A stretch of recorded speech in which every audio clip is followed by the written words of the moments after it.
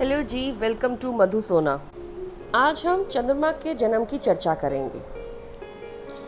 भगवान भोलेनाथ का नाम चंद्रशेखर भी है। चंद्रशेखर का मतलब जिसने चंद्रमा को अपने सिर पर रखकर प्रतिष्ठा दी हो। चंद्रमा मन का कारक है, जिसके द्वारा हम निर्णय लेते हैं, कोई डिसीजन लेते हैं। मन कब कहाँ से भटक कर कहाँ पहुँच जाए ये कोई नहीं जानता। माता पिता तथा संतान के बीच के संबंध का कारण भी चंद्रमा है।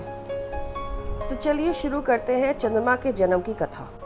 श्रीमद् भागवत के अनुसार ऋषि अत्रि ब्रह्मा जी के जो पुत्र हैं और उनकी पत्नी अनुसूया की संतान है चंद्रमा। एक बार ब्रह्मा, विष्णु और महेश तीनों अनुसूया के पतिव्रत की परीक्षा लेने के लिए भिक्षुओं का वेश कर धर के उनके पास गए। उन्होंने भिक्षा लेने के लिए बड़ी ही विचित्र एक अलग सी शर्त रखी। उन्होंने कहा कि माता अनुसूया को निवस्त्र होकर हमें भोजन कराना होगा। माता अनुसूया उनकी लीला को समझ गई और उन्होंने अपनी पतिव्रत के बल से उन तीनों को, ब्रह्मा, विष्णु और महेश को नवजात शिशु में बदल दिया और उन्हें निवस्त्र होकर भोजन कराया। इसी दौरान उनके मन में ममता जागी और उन्हें संतान की कामना हुई। उन्होंने 3 पुत्र दत्तात्रेय, चंद्रमा और दुर्वासा को प्राप्त किया। यहाँ पे चंद्रमा को देखिए छल से जोड़ा गया है। छल से चंद्रमा हुए हैं, ठीक है, तो मन तो छल ही होता ही है।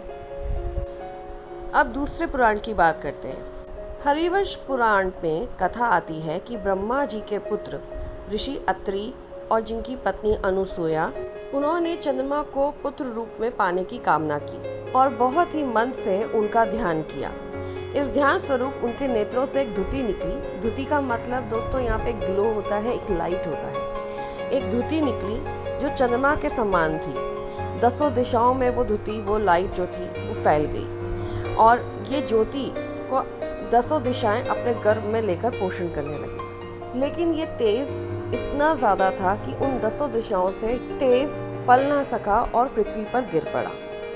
यहाँ पे कांति युक्त परंतु शक्तिहीन चंद्रमा हुए।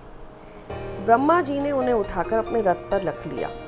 इस शक्तिहीन चंद्रमा को उन्होंने पृथ्वी पर 21 बार परिक्रमा करवाई, 21 बार उनको घुमाया और वेद मंत्रोच्चारण के द्वारा 10 दिशाओं की शक्ति दिलवाई। इसी प्रकार चंद्रमा को जीवन मिला। चंद्रमा को बीज, औषधि, जल तथा ब्राह्मणों का स्वामित्व दिया गया।